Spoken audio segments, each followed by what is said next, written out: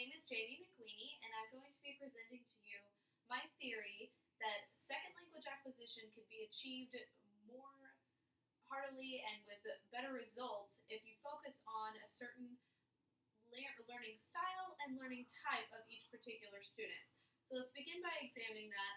And I have conducted a meta-analysis of different sources to combine my different results that I have gotten.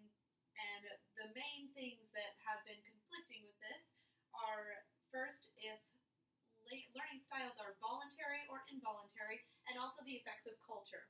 So, with voluntary and involuntary, anyone can take a quiz and find what their learning type is. So, if you're taking this quiz and you are clear what you feel that is your best learning style, wouldn't that be useful within the classroom? Especially with a classroom so unique as the second language acquisition classroom. It's so complicated, and with a plethora of multiple styles that have been taught and gone through with all of second language acquisition, wouldn't it be vital to just think in a very specific way for each student? But Burdett says that learning style is cognitive, affective, and physiological. So in this way, some part of it is subconscious, while another part is conscious. So that's where the voluntary comes in. If you're voluntarily thinking that you prefer a visual style, why that still is effective in the classroom. Even if you know that, you're able to adjust how you learn based on that. So, there's a research diary conducted by Jane Carson that I studied. She studied in an immersion setting, she's an adult, and she was learning Spanish. And within this, anytime that she was having something that was complicated, she would write it down because she identified as a visual learner. So for her, because she knew that, she took steps to change the way that she learned. So if she didn't know she was a visual learner, maybe she would have never written it down. And if she never wrote it down, maybe she wouldn't have retained that information. Just identifying as a visual learner helped her learn. So even if that is a preference for her, that is, she took steps to help her learning even in that preference. So if a student did that in a second language acquisition classroom, that might help them succeed. It's a point to consider. Now, Mei Ling feels that everything is a chosen preference. Carson does not feel like it's a chosen preference, and Mei Ling feels that it is. And that is sort of a drawback in her studies because she just feels that they're irrelevant and that it's pointless because it's just a simple preference and any student can still succeed by adapting to a classroom. I disagree with that, and a lot of the research that I have done with this specific study has shown that even preferences, when put into action, are accurate and helpful. So let's move right into culture. The main situation with culture is that you can be predisposed to a specific learning environment.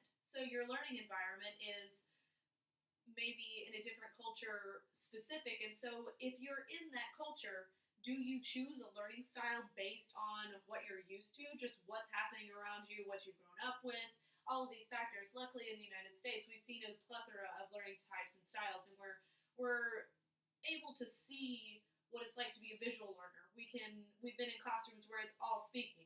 So which one are we? We can think that way. But think about Jang and Jimenez says that these can be rooted in their subconscious, acclimated cultural experiences of obviously ordinary practices. So these are ordinary practices. So think about if you're in a student's in a classroom, and it's normally a high power distance where you don't speak to your teacher, and that is seen as disrespectful to you to question the teacher or feel that you're not understanding. And is a student going to struggle because they're not in that sort of classroom, or are they acclimated to that because that's their culture? Would a student succeed better if they had more of the opportunity to have a different learning style? That's a possibility, and that's one of the areas that really requires a lot more research. Now, the main area that I feel that requires the main amount of further research is diaries. And Skehan actually suggests that students that are in appropriate and inappropriate aligned classrooms would be the best for journals, because if you have these students that identify as visual and they're being taught auditory, they're going to struggle, or will they struggle? That's like what you need to know. And with Joan Carson, her diary setting was really interesting and it had a lot of great perspective, but she's an adult in an immersion setting. We really need to see children in appropriate and inappropriate settings.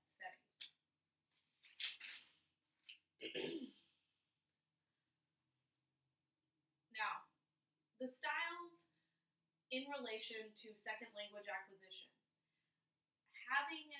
You could even have a learning style of visual as a visual learner, but in a second language acquisition, is there a specific to that? That's what we need to study. That's what we need to figure out. Can we make a specific test or even just a completely different realm that specifically encompasses what each student learns, how they're learning for second language? We have began connecting the two, but there's just further research that needs to be done in order to decide if these students really can thrive in a classroom that has a diverse way of teaching that complements each type of learning style. We really need to focus on that, and I think that's one of the areas that requires a lot more research, even improving how learning styles can be categorized. And I think that's where we can begin to see. So thank you all for joining me. This is my audience. Thank you so much.